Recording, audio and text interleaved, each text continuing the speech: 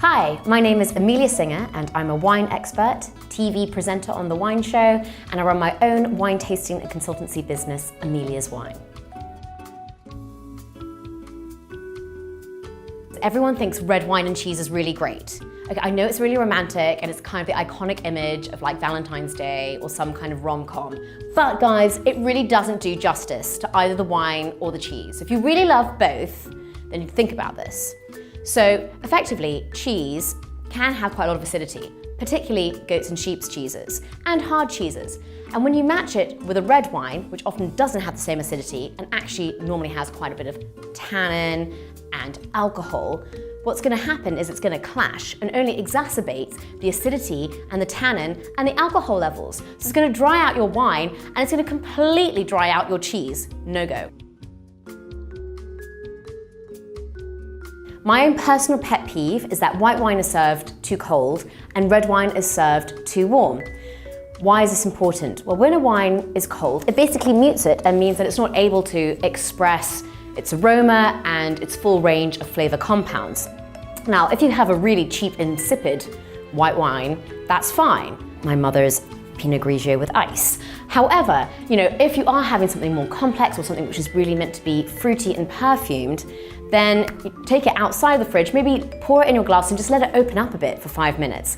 Same thing for reds. Often, particularly with really light, aromatic, juicy red wine, shove that red wine in the fridge for half an hour, take it out, and then you'll find that instantly the aromas will become way more intense, it'll be fresher and fruitier, and then what's quite fun is you can just see how it evolves in your glass. Sometimes, like people, wine just needs to breathe and chill out before you're actually going to get its true potential.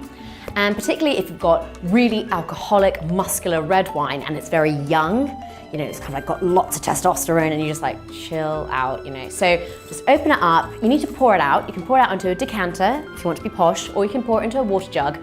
Basically anything which will allow the wine to aerate and release its flavor compounds. In regards to wine glassware, people can get really stressed out, which again is sad. Literally, if you have a beautiful wine, you've only got a mug available, just go for it. However, if you really want to taste and appreciate the nuances in your glass of wine, it can make a difference. If you really want to keep the bubbles in your sparkling wine, carbon dioxide can basically travel up the glass and keep the bubbles bubblier when you have a flute, which is this here.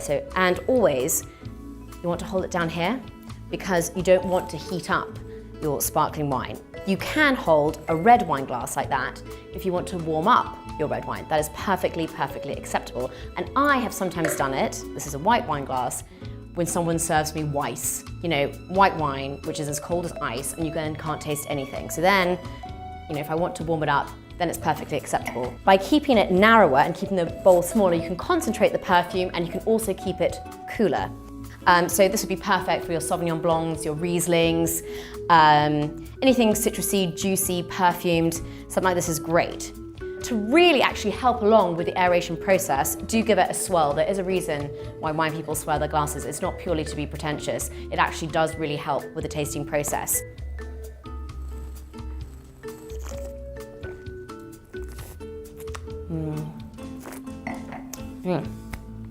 Never do that on a first date, but it is amazing when you really want to appreciate what's going on. And I'm getting kind of sour, tangy, dried cherries, red currants. It's really refreshing. But I would definitely say if you're bringing the wine straight from the fridge and it's more concentrated, give it a little bit of help with a kind of slightly smaller flute area and room area to sniff from, because it just keeps everything together really prettily.